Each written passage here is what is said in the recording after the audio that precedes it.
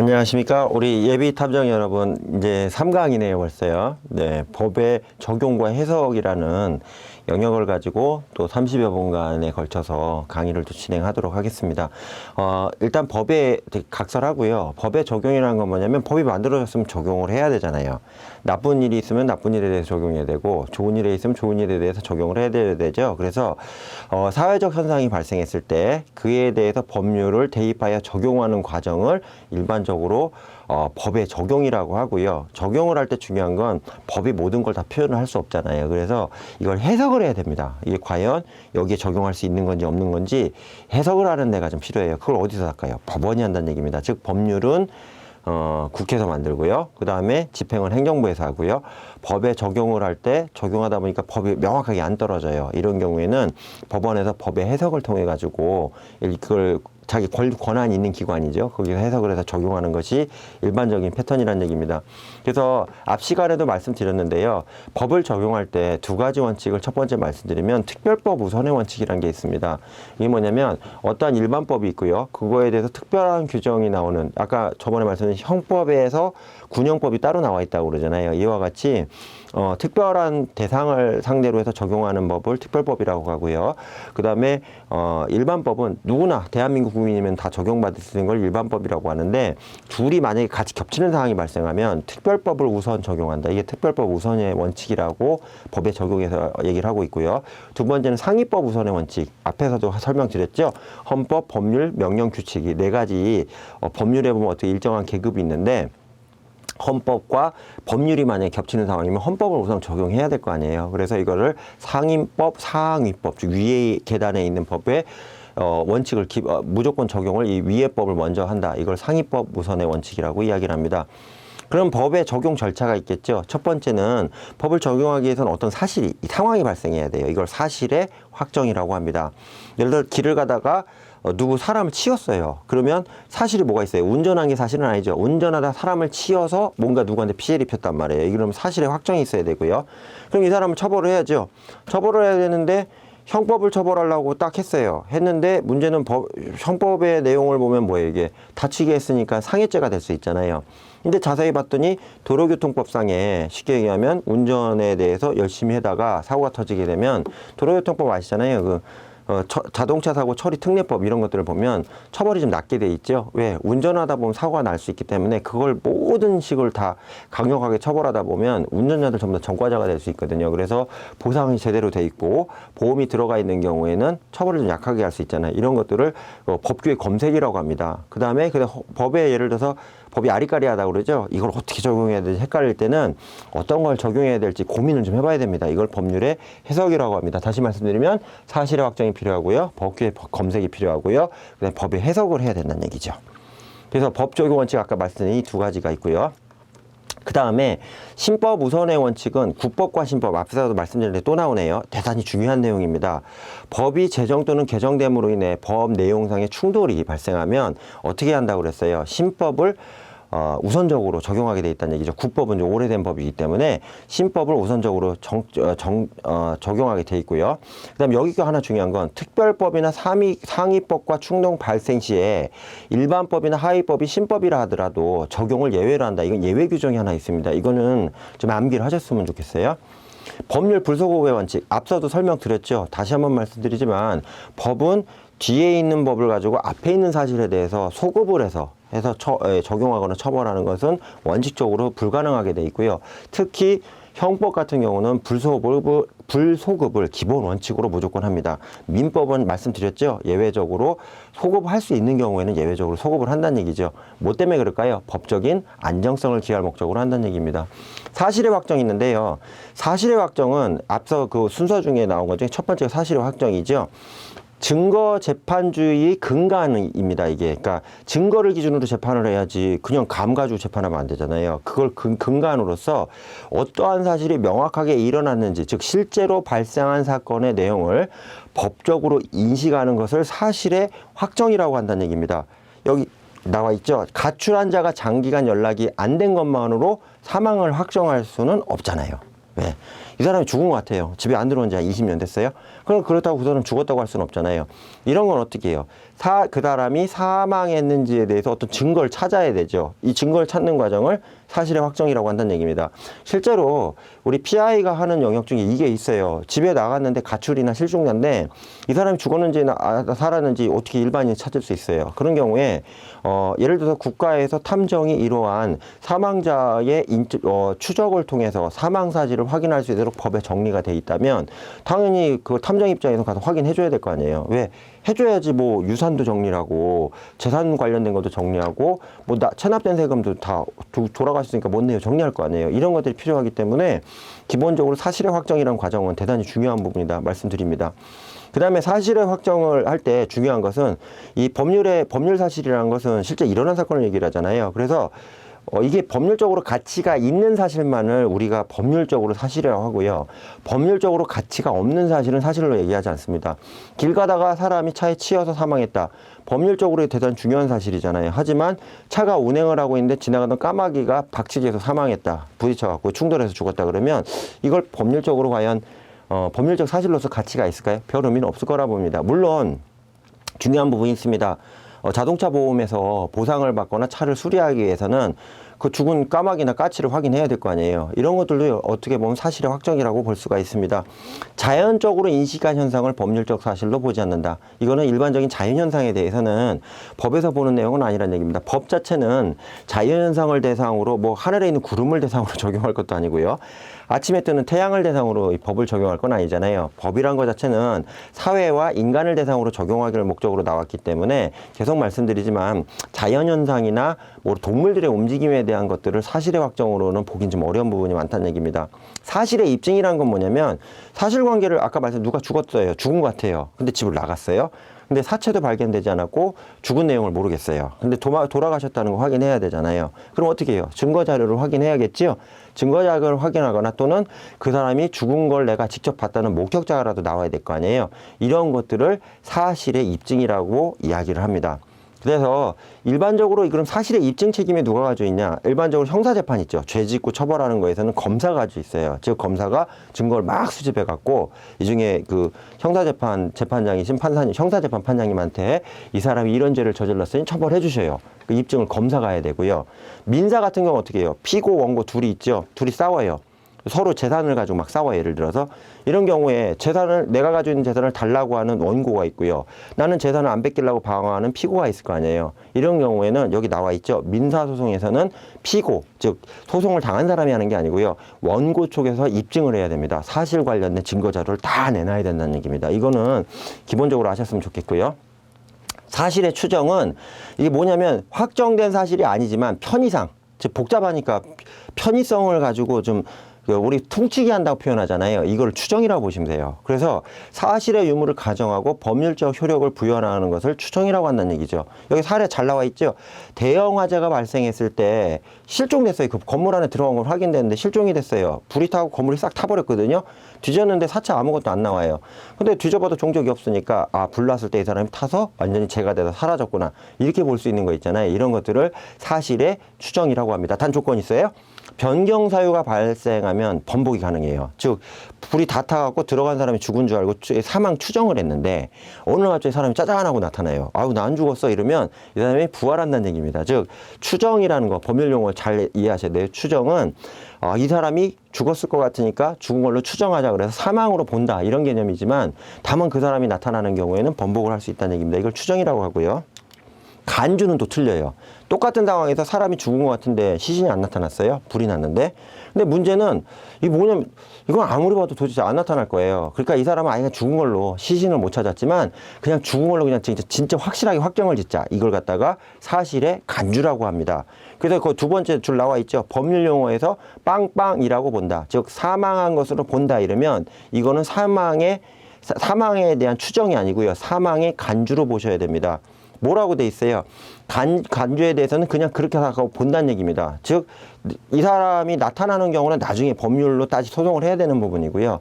웬만한 상황에 대해서는 이 사람이 부활할 내용이 없기 때문에 그냥 죽은 사람으로 정확하게 취급을 하는 것을 사실의 간주라고 이야기한다는 얘기입니다.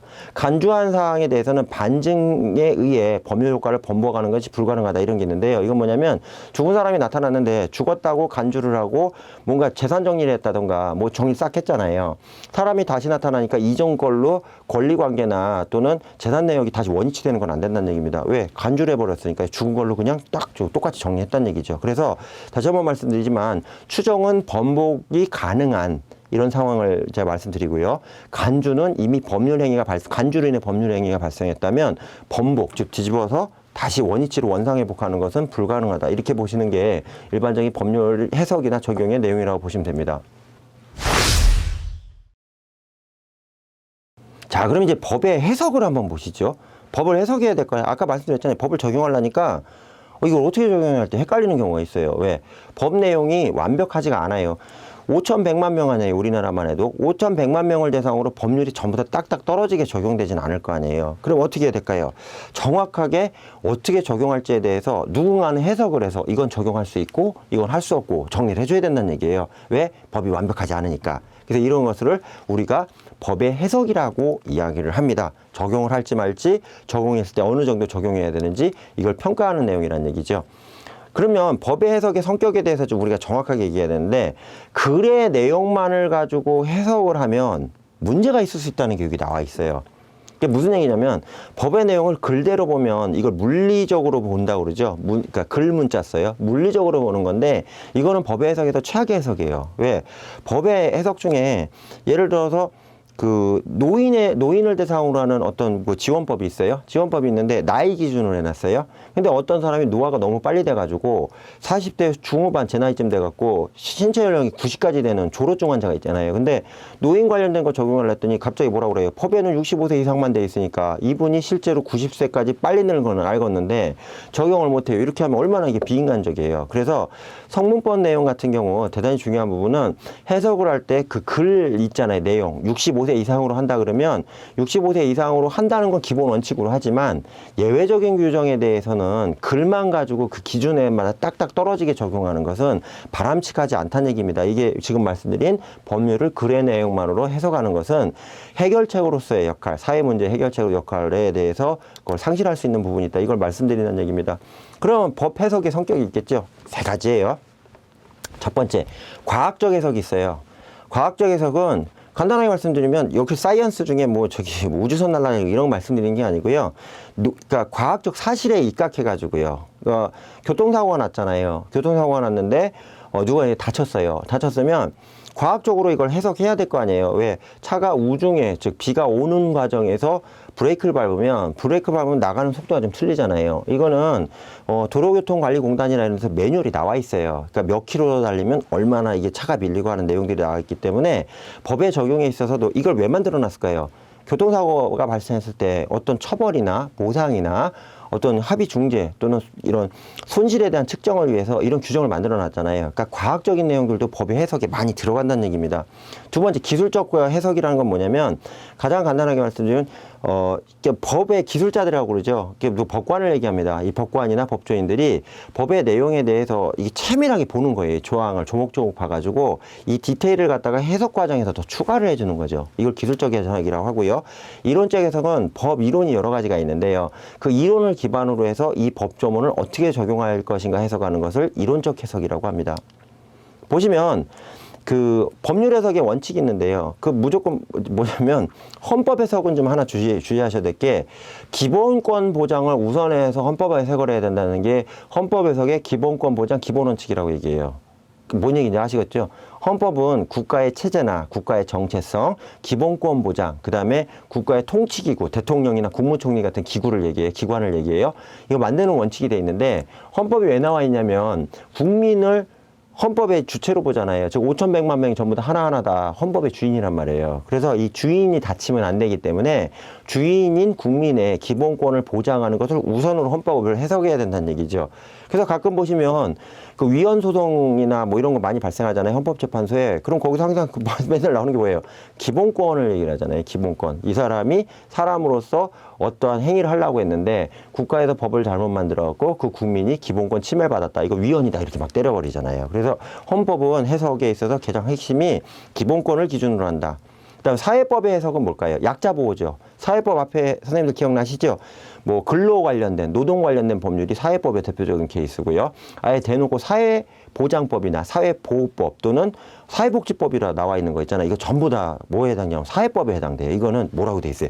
약자 보호가 법률 해석의 기본 원칙이란 얘기예요. 다시 한번 말씀드려요. 헌법은 기본권 보장이 우선 해석의 원칙이고요. 사회법은 약자의 보호가 해석의 기본 원칙이다. 행정법은 뭐가 있을까요? 행정법은 나와 있죠. 헌법 가치를 실현하는 방향으로 해석이 돼야 된다. 이게 가장 중요한 거예요. 왜? 행정 업무 자체. 아니 국무총리는 헌법 위반해도 돼요? 대통령도 헌법 위반하면 안 되죠. 국가의 기관이나 행정관청들은 전부 다 헌법의 가치를 구현하기 위해서 국민들이 공무원을 뽑아서 만들어 놓은 기관이기 때문에 헌법 가치를 실현해야 된다는 기본 가치를 해석의 기준, 구구단으로 써야 되고요.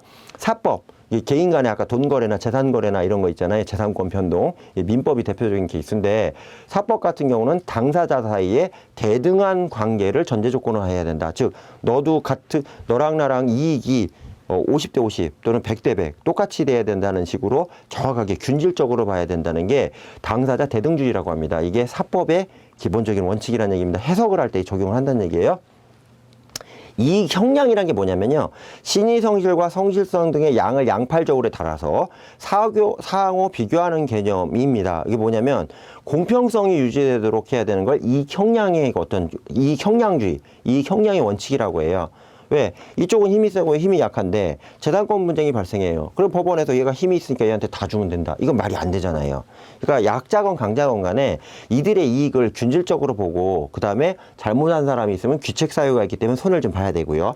잘못이 없는 약자에 대해서는 이 사람의 권리를 보장해 주거나 재산권들을 지원해 줘야 되는 게 이 사법의 이익 형량주의라고 얘기한다는 얘기입니다. 그다음에 보시면 해석의 방법이 있어요. 이거 뭐가 있냐면 무권 해석이 있는데요. 국가나 정부기관이 뭐래요? 유권기관이죠. 권한이 있잖아요. 이걸 유권기관이라고 하고요.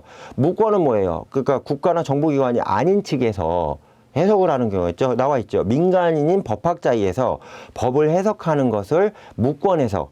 그러니까 행정적인 권한이나 강제집행권이 없는 기관 또는 이 법에 대해서 집행을 하면서 해석할 수 있는 진짜 실질적인 권한을 가진 행정기관에서 하는 게 아니고 민간 순수 연구자인 법학자들이 연구하는 것을 일반적으로 무권 해석이라고 하고요.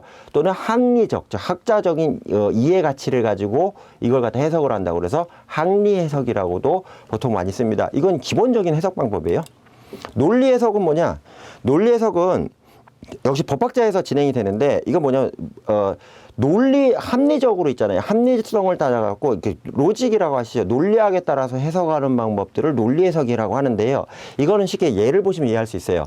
확장해서 보시죠. 요만큼만 적용한다 했는데 이렇게 벌려도 되겠네 하고서는 범위를 넓히는 해석을 해요. 이걸 확장 해석이라고 하고요. 반대로 이만큼 해놨는데 너무 해석을 이대로 해서 그대로 법을 적용하면 큰일 날 것 같아. 이런 경우에는 줄인다. 이런 식으로 범위를 축소하는 것을 축소 해석이라고 하고요. 반대 해석. 이렇게 하면 된다 그러면 이렇게 하면 안 되는 거네. 이런 식으로 OX 논리 있잖아요. 얘 반대는 그러니까 이게 잘못된 거라 하면 이 반대는 옳은 거고요. 이게 옳은 거라고 하면 이게 반대는 맞는 게 되잖아요. 이런 식으로 반대적 입장에서 논리를 이분법적으로 이렇게 번역을 하는 것을 반대 해석이라고 합니다. 그 다음에 물론 해석하고 이제 유추 해석, 변경 해석들이 나오는데요. 요거는 좀 이따 다음에 좀 설명드리도록 할게요. 그 다음에 그 목적론적 해석이 뭔데 이 목적론적 해석은 법의 취지나 정신 같은 목적을 이해하고 이에 따라서 해석하는 건데요. 대표적인 이런 거 있죠. 아까 말씀드린 그 사회법 있잖아요. 사회법 같은 경우에 법조문이 잘못되어 있는 거예요. 법조문을 딱 봤더니 노동법 예를 들게요. 노동법이 개정이 됐는데 노동법이 이렇게 나와 있어요. 주인이 원하면 마음대로 해고해도 된다. 이게 노동법에 나와 있어요. 그러면 이제 법을 해석하는 사람 입장에서 학자가 해석할 때 이 말이 안 되잖아요. 왜? 노동법은 노동자의 권리를 보호해주기 위한 건데 노동법에 이렇게 나와 있어요.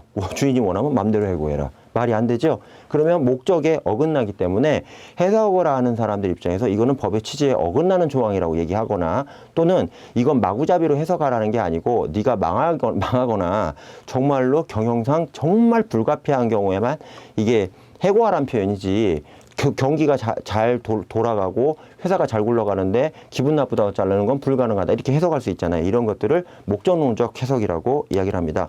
해석에서 마지막으로 입법 해석과 사법 해석, 행정 해석이 있는데요. 이거는 해석하는 유권기관이죠. 즉 힘을 가지고 행정적인 권한을 가진 기관에서 직접적으로 해석하는 것 중에 이제 유권 해석이 있는데요. 유권 해석 중에 상권 분립을 기반으로 해서 국회가 입법권 있잖아요. 그래서 국회에서 하는 해석을 입법 해석이라고 하고요. 그 다음에 법원 있죠. 여기 사법기관이잖아요. 여기서 하는 것을 사법 해석이라고 하고요. 그 다음에 우리 각 부처 있죠. 뭐 경찰청이나 행정안전부, 기획재정부, 국가보훈처 이런 행정기관에서 이 법률은 이렇게 적용해야 된다고 해석하는 것을 행정해석이라고 합니다. 여기서 좀 조심하셔야 될 게요. 사법기관이라고 하면 자꾸 오해하시는 게 사법기관 그러면 경찰도 나오고 막 검찰도 나오고 막 그러잖아요. 법학 이론에서는 경찰하고요. 검찰은 행정기관이에요. 사법기관 아니에요. 입법, 사법, 행정 세 가지를 보기 때문에 우리가 사법기관이라고 법학 이론에서 얘기할 때는 법원만을 이야기합니다. 또 헌법재판소도 있죠. 이런 재판을 하는 법관이 근무하는 기관만을 우리가 사법기관이라고 얘기하고요. 그다음에 우리가 사회 통상적으로 쓰는 범인들 잡고 처벌하는 기관들 있잖아요. 검찰청이나 경찰청, 해양경찰청을 우리가 사법기관이라고 자꾸 얘기하는데 이거는 어떻게 보면 표현의 오류일 수 있습니다. 우리 법학에서는 법을 집행하는 사법 업무를 하는 행정관청으로 본다는 얘기입니다. 이거는 선생님들이 조금 구분하셨으면 좋겠어요. 그러면 이제 법 해석의 세부 유형을 봐야 되잖아요. 아까 설명 대충 해드렸는데요. 좀 디테일하게 세부적으로 들어가 보시죠. 첫 번째 유추 해석이 있어요. 특정 사안에 대해서 직접적으로 규정하는 법규가 없는 경우에 유추해서 하는 거예요. 그러니까 쉽게 얘기해서 뭐 이런 거 있겠죠. 형법 같은 경우에는 이제 유추 해석을 쓰진 않은데 민법 같은 경우 유추 해석을 많이 하거든요. 뭐 예를 들어 이런 거 있죠. 어떤 사람이 소송을 했어요. 특정 기업으로. 뭔 소송을 했냐? 아니 내가 진폐증에 걸렸는데 이 앞에 있는 뭐 발전소에서 굴뚝에서 연기가 나와가지고 그걸 내가 마셔갖고 내가 이제 뭐 진폐증에 걸린 것 같다 이거예요.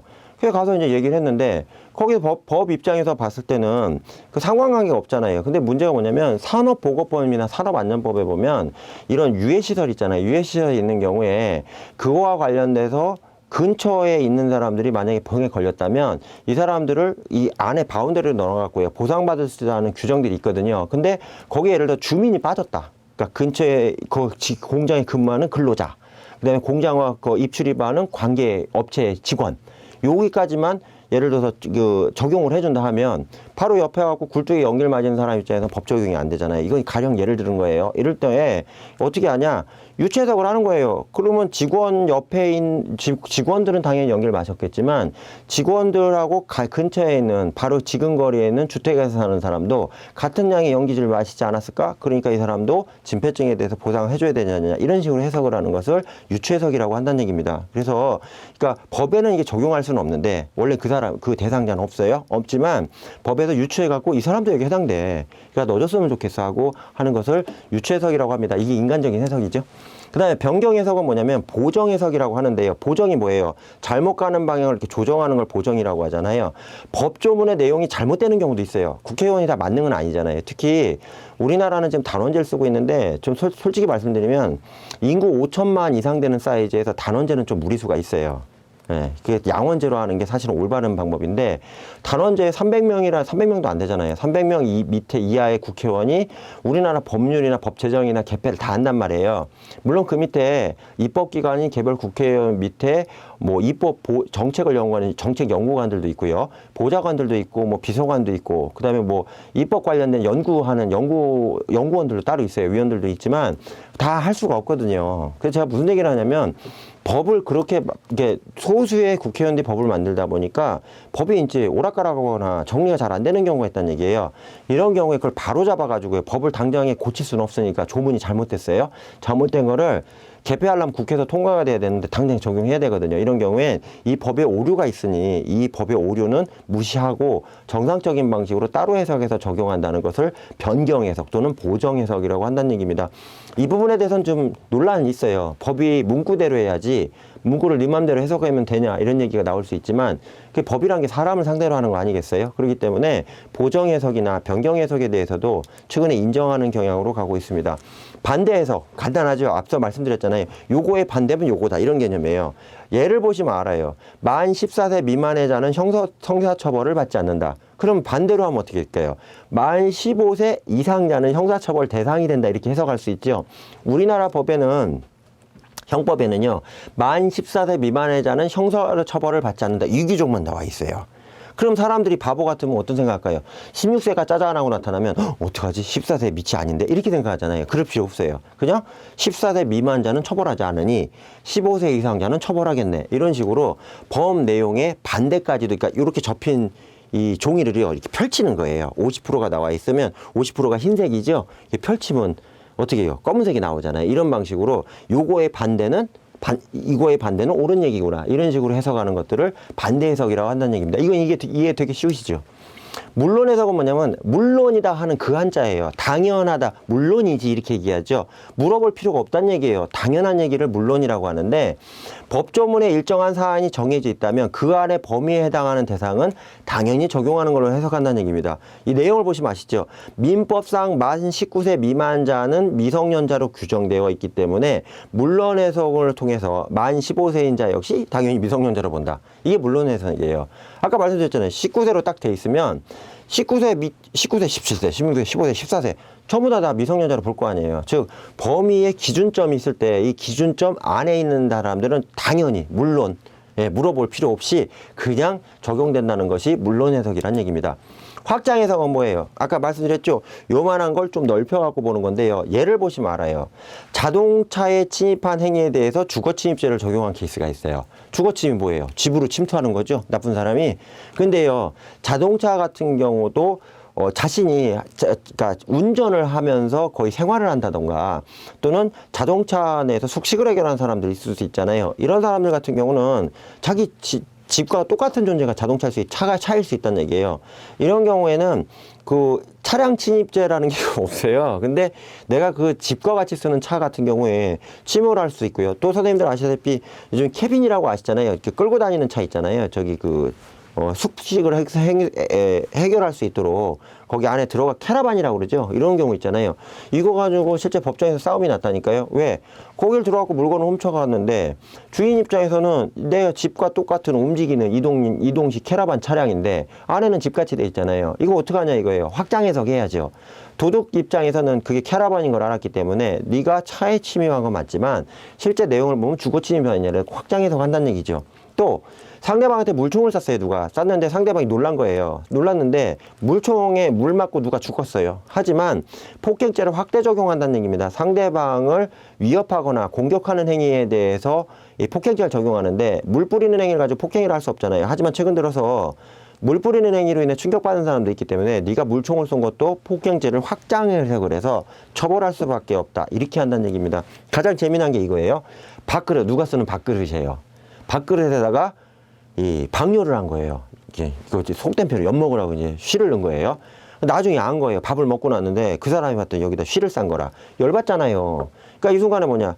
이 사람은 그 누군가 쉬를 한 자기 밥그릇을 버릴 수밖에 없잖아요. 누가 그걸 씻었어요. 다 버리지. 그러니까 이 순간에는 재물의 목적을 손해를 끼친 거 아니에요. 재물을 못 쓰게 만들어 놨잖아요. 밥그릇을. 이런 경우에 재물손괴죄로 확장 해석을 한다는 얘기입니다. 재밌으시죠? 법원에서 주로 많이 해요. 축소 해석은 너무 크게 적용을 하면 이게 안 된다는 얘기예요. 너무 크게 적용하면 문제가 되기 때문에 범위를 좁히는 거예요. 대표적인 게 절도죄에 대해 있어서 절도 대상은 동산만 해당하며 부동산에 대해서는 적용을 제외한 경우예요. 절도 때는요. 누군가의 재산을 갖다가 뺏어가는 거를 절도죄라고 하잖아요. 근데 여기 재산에 동산과 부동산이 있어요. 민법에 설명드리겠지만 여기서 절도 때는 움직일 수 있고 들고 갈 수 있는 것만 적용한다는 얘기예요. 그러니까 형법상에서는 남한테 재산상의 손해를 끼치는 이렇게 훔쳐가는 행위를 절도죄라고 하지만 여기서 부동산 같은 경우는 절도에 해당하지 않도록 범위를 축소시켜 버렸다는 얘기입니다. 이게 축소 해석의 대표적인 사례라는 얘기죠. 행정 해석은요, 행정기관에서 자기들 권한을 가지고 하는 해석을 행정 해석이라고 하고요. 당연히 유권 해석 범위 안에 들어가겠죠. 사법 해석은 법원이라고 다시 한번 말씀드려요. 우리 법학개론이나 법학 이론에서는 사법기관, 검찰, 경찰청 아니에요. 법원만 얘기합니다. 그래서 법원에서 재판을 할 때 이 법은 이렇게 적용해야 됐다고 판사님들이 적용하는 거 있잖아요. 이것을 우리가 사법 해석이라고 합니다. 입법 해석은 국회에서 아까 말씀드렸다시피 국회에서 정리를 하는데, 특히 민법상의 물건에 대한 정의에 대해서 이 법을 만들면서 국회에서 물건을 이렇게 해석해 놨거든요. 뭐냐? 유체물 및 전기가 들어가네요. 기타 관리할 수 있는 자연력, 즉 인간이 통제할 수 있는 자연력을 물건에 해당한다 이겁니다. 보통 우리가 들고 다닐 수 있는 책이나 이런 것들을 물건으로 보잖아요. 근데 그렇지 않고요. 전기도 물건에 해당하고요. 그 다음에 인간이 통제할 수 있는 자연력. 예를 들어 대표적으로 댐에서 수력 발전하기에 모아놓은 물 있잖아요. 이것도 물건에 해당할 수 있다는 얘기입니다. 이런 것들을 하는 것들을 입법 해석, 즉 국회에서 하는 해석이라고 합니다. 그 다음에 물론 해석 아까 말씀드렸다시피 이 기준점 밑에 되면 안에 들어간 사람은 전부 다 해석되는 것을 물론 해석이라고 하는데, 이 민법 같은 경우 미성년자 만 19세 미만으로 돼 있고요. 결혼 정년 연령은 만 18세 이상으로 돼 있잖아요. 이건 무슨 얘기예요? 그럼 만 18세, 19세, 20세, 21세부터 100세까지 다 결혼할 수 있다는 얘기예요. 그 다음에 유언 적정 연령 만 17세 이상으로 돼 있죠. 즉 만 17세보다 위로 가는 나이는 누구든지 유언을 할 수 있다는 얘기입니다. 이게 물론 해석이고요. 형법에 보시면 책임 무능력자라고 해서 만 14세 미만은 형사처벌 못 받게 돼 있잖아요. 그럼 어떻게 해요? 13, 14, 12, 11도 말할 필요 없이 형사처벌이 안 된다는 게 물론, 물어보나 마나 이런 해석이란 얘기죠.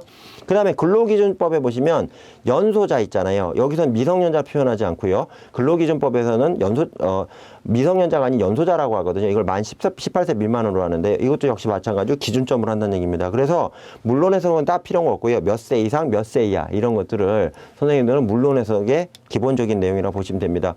법정 연령 기준 있잖아요. 여기에 보시면 뭐 공직선거법도 이렇게 돼 있고요. 청소년 기본법도 이렇게 돼 있고요.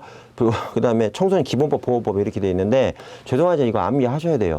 그러니까 우리 그 PI 시험뿐만 아니라 다른 어떤 국가고시나 여기에서 이 기준 연령점 있잖아요. 이건 시험 되게 많이 나오거든요. 특히 보시면 선거권자는 만 19세 이상인 걸 아는데요. 대통령을 나오려는 분들은요, 만 40세가 넘어가야 돼요.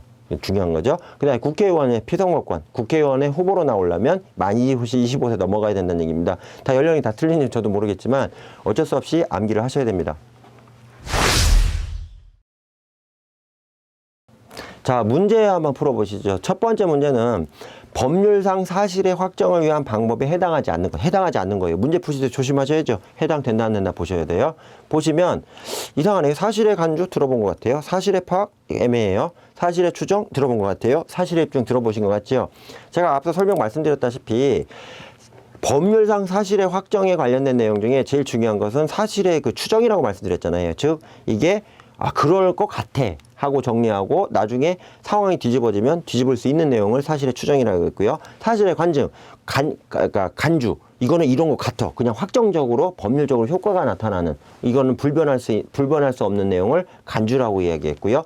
사실의 입증은 뭐예요? 사실의 입증은 기본적으로 그 내용을 있잖아요. 그 내용을 증명을 해야 되잖아요. 아까 말씀드린 형사사건에서 범죄의 사실의 입증 누가 해요? 검사가 한다고 그랬죠. 이런 것들을 법률의 사실의 확정을 위한 방법에 포함이 되는 거고요. 사실의 파악은 그건 좀 별도의 문제죠. 네. 그 다음에 법에 대한 해석 방법 중에 가장 기초적이고 우선적인 것은 무엇인가? 제가 말씀드렸죠. 물리해석이에요. 자구, 즉 글자 내용을 먼저 보고 그걸 해석하는 물리해석. 글자 그대로 보는 걸 물리해석이라고 그래요. 이게 기본이란 얘기입니다. 유권 해석의 세부 유형에 해당하지 않는 것은, 유권 해석은 뭐라고 했어요? 권한을 가진 기관에서, 즉 그 행정기관을 주로 얘기하겠죠. 여기서 하는데 우리는 3부가 있죠. 입법, 사법, 행정이 있기 때문에 행정부에서 하는 해석이 있고, 사법부 계속 말씀드려요. 법원만 해당돼요. 법원에서 하는 해석이 있고요. 그다음에 또 어디 있을까요? 네, 입법부 있죠. 국회에서 하는 해석이 있겠죠. 그래서 말씀드리지만 입법 해석, 행정 해석, 사법 해석을 우리가 일반적으로 유권 해석이라고 기관의 유형별로 하고 있고요. 반대 해석 같은 경우는 말씀드렸잖아요. 이게 이렇게 돼 있으면 반대도 다 맞는 얘기다. 이런 식의 하는 것을 반대 해석이라고 얘기한다는 얘기입니다. 자, 이제 요약 정리를 하면 법 적용에서 앞서 2강과 3강 연타로 나오는 거 있죠? 뭐 신법 우선의 원칙, 특별법 우선의 원칙, 상위법 우선의 원칙, 법률 불소급의 원칙, 이런 4가지 원칙에 대해서는 기본 개념을 아시고 이해하셨으면 좋겠고요. 해석을 할 때 헌법에서는 기본권을 기준으로 하고요. 사회법에서는 약자 보호, 행정법에서는 목적론적 해석 있죠? 헌법의 가치 또는 법의 가치를 실현하는 걸 우선으로 하고요. 사법은 뭐 있어요? 당사자의 관계를 어떻게 한다고 했어요? 양팔저울 같이 대등적으로 본다고 했죠? 이런 원칙이 있고요.